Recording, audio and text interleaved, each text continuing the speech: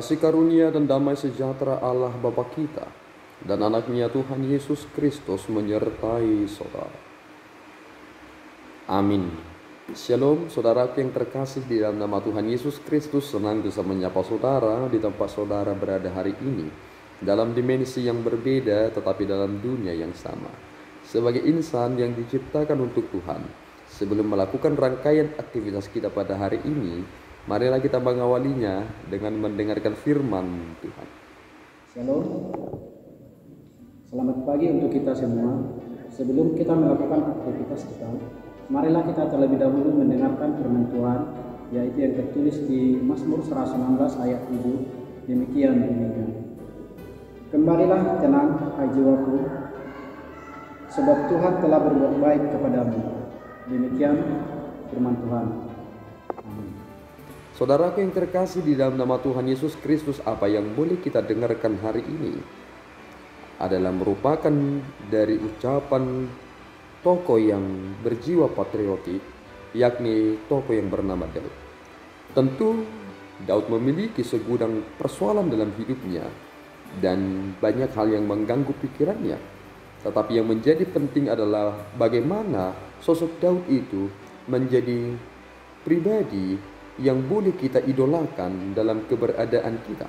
Tentu ada satu hal yang membuat ia tetap eksis dalam keberadaannya, bukan malahan memiliki semangat yang patah, tetapi ketika kita melihat dalam seluruh tulisan yang dituliskan oleh Raja Daud sendiri perihal tentang pergumulannya, ada suatu karakter yang sangat tertata dengan baik di dalam dirinya, sehingga kita menjadi pribadi-pribadi yang terus menggunakan apa yang disampaikan oleh Raja Daud tersebut dalam kidung pujian kita dan mengambilnya sebagai pencerah dalam keberadaan kita dalam konteks seperti saat ini.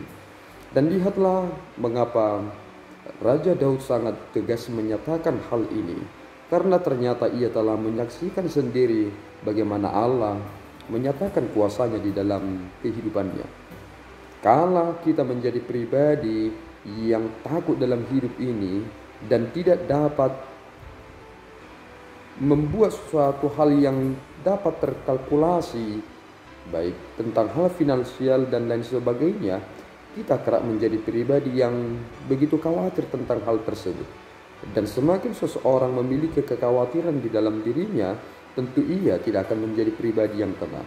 Tetapi lihatlah, ada satu hal yang menjadi suatu kekuatan bagi kita di pagi ini, ketika dia berkata, kembalilah tenang, hai jiwaku, sebab Tuhan telah berbuat baik kepadamu.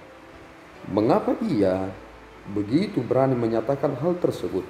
Karena ternyata banyaklah hal yang telah ia lalui dalam hidupnya, dan Tuhan selalu memberikan pertolongan tepat waktu kepada dirinya dalam keberlangsungannya sebagai pribadi manusia yang sama seperti kita saat ini.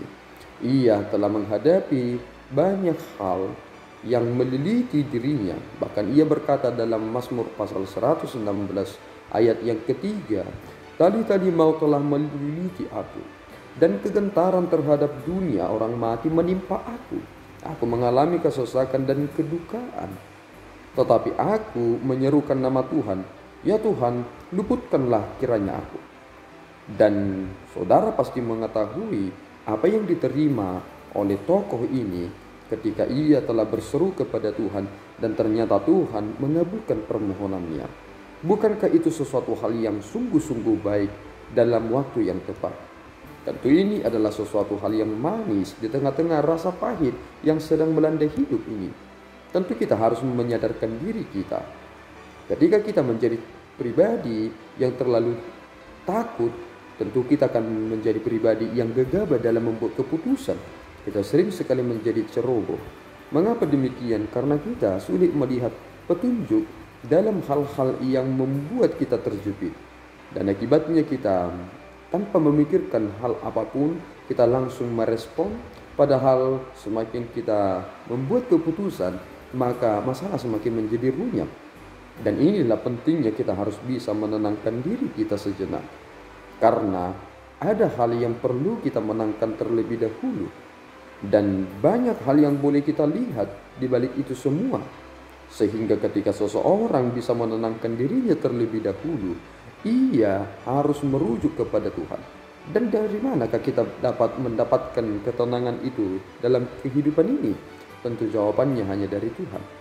Jika bukan Tuhan yang menjadi jawaban satu-satunya, maka tidak akan ada ketenangan dalam diri kita. Jika saudara tahu bahwa ketenangan itu adalah bagian dari kita memiliki kepastian, tentu di dalam Tuhan segalanya punya kepastian.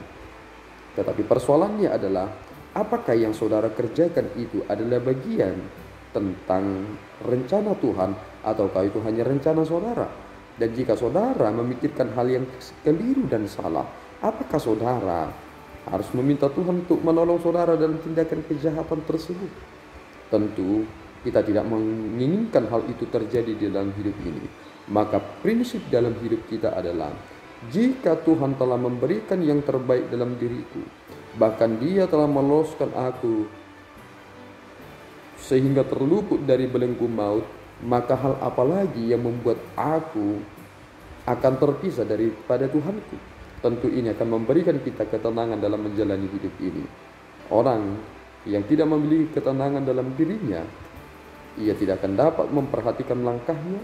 Ia hanya takut dan gemetar, dan akibatnya dia tidak memikirkan hal yang akan lebih baik kalau ia menghadapi masalah-masalah yang sulit pada saat sekarang ini. Kiranya Tuhan memberkati saudara, dan tetaplah menjadi pribadi yang dapat menenangkan diri kalau menghadapi segala sesuatu yang berat itu. Tuhan Yesus memberkati. Kita berdoa. Ya Tuhan, kami bersyukur atas berkat-Mu. Terima kasih Bapa atas tuntunan yang Tuhan telah beri bagi kami, bahwa Engkaulah Tuhan sumber ketenangan bagi jiwa kami. Engkau yang memberikan kami nafas hidup dan sukacita. Kiranya Tuhan menolong kami menjalani hidup kami ini, supaya kami menyatakan kuasa-Mu di dalam hidup ini, bahwa hanya Engkaulah Allah yang sejati, yang senantiasa bersama-sama dengan kami, dan kami akan tetap tenang dalam menjalani kehidupan kami di tengah-tengah mara bahaya yang ada di sekeliling kami.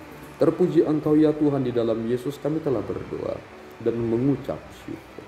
Anugerah Tuhan kita Yesus Kristus, kasih setia Allah Bapa, dan persekutuan Roh Kudus menyertai saudara. Amin. Tuhan Yesus memberkati.